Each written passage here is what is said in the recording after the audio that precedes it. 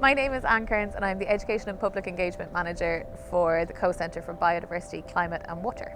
What that means is I work with lots of researchers and I help them communicate their science, maybe in a more simplified way so that the public can really understand what the researchers are doing. Or sometimes I might work with our researchers and the public directly, so the two groups can come together to make something together.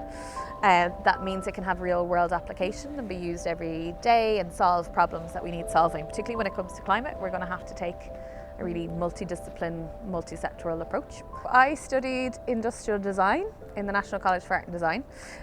Industrial design is designing anything that can be mass produced, so it's quite a nice mix of art and engineering and physics and materials and all those kind of things.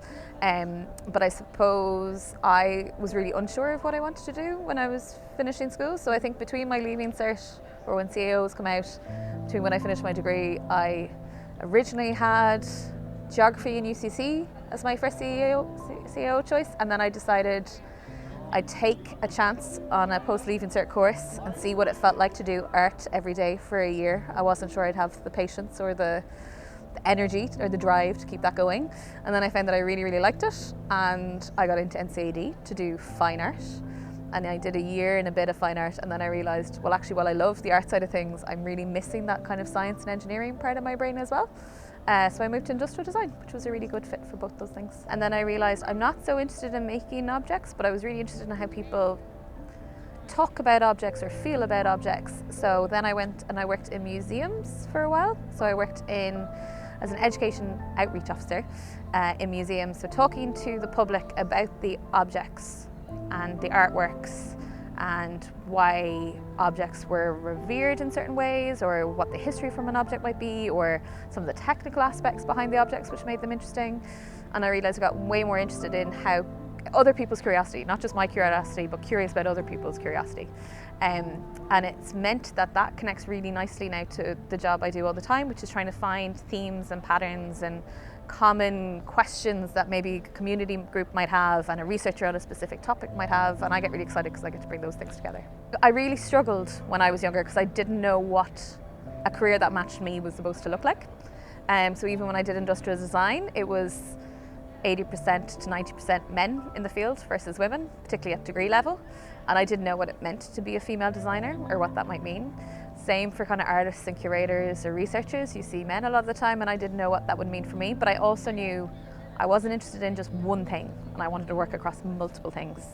There wasn't a set path, but that can be really exciting as well as terrifying in that you can follow what you want to do. I knew there wasn't jobs that, like there used to be in the past, that I would go into one civil service job and have that contract for 30 years. I knew that wasn't going to be something for me.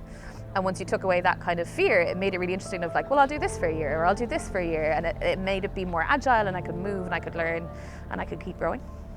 For a little while, I worked in a company in Whitehall, which was working across industry, universities, charities, all the big companies in the UK, and running policy briefings and conferences and some swanky events for them and things like that. So I think people are kind of surprised when I've worked with some very high profile industry partners.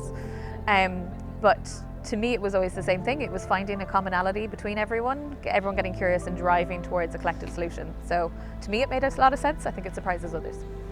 In terms of scary moments, I moved to the UK, I moved back to the UK, I moved without a job both times. And I think it was knowing what I'd experienced so far in my career, which was if you follow what you're interested in and passionate about, something is always going to come up. Even if it's not a long-term solution, you will make do until you can find another solution. And you can find ways to do things part-time or do things volunteer. I would say a piece of advice I got before is just because you're really good at something doesn't mean that's what you're supposed to do. And being really good and really passionate are two very different things sometimes. And for me, my energy and excitement comes from the passion rather than the good side.